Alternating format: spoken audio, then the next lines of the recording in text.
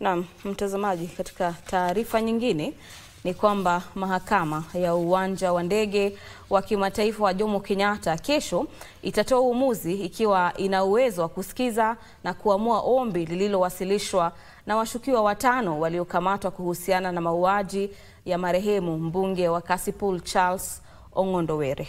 Hii ni baada ya mawakili wa upande wa utetezi kupinga ukaribu pamoja na mamlaka ya mahakama hiyo katika kusikiza kesi hiyo kama inavyowasilishwa na afisi ya mkurugenzi wa mashtaka ya umma.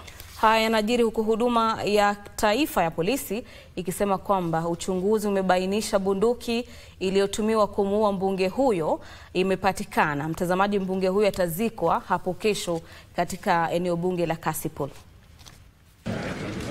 Kulikuwa na shughuli nyingi katika mahakama ya uwanja wa ndege wa Jomo Kenyatta siku ya Alhamisi. Afisi ya mkurugenzi wa mashtaka ya umma ikiongozwa na mawakili Gekoe Geshoye na Evelyn Onunga ilikosa kumwasilisha mwanabiashara Philip Aroko ambaye alijisalimisha kwenye kituo cha polisi cha Gigiri Jumatano usiku. There is something wrong somewhere. Whether they are going to release him or not, bring him to court. That is the reason, so that this court can make that decision. We expect him to be present with the other respondents. We shall be seeking clarification from the DPP. The whereabouts of our plant.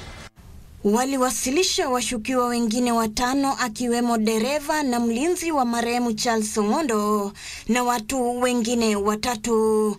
A suspect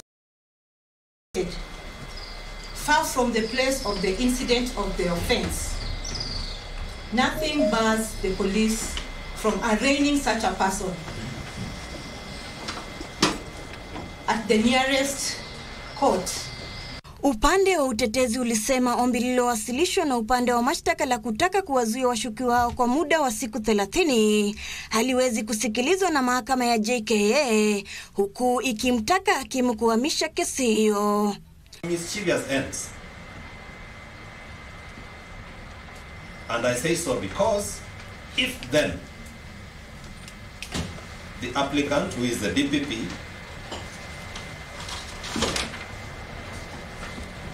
was so convinced that Kibera sub-county or the Kibera court is not the one to handle, the next court is Milimani Law Courts. Upande wa mashtaka ulipinga hatua hiyo ukisema ombi hilo linaweza kusikilizwa katika mahakama yoyote. One talks about ordinary place of inquiry and trial. This is not a trial. Of inquiry and trial. What has brought the prosecution before you is not a trial.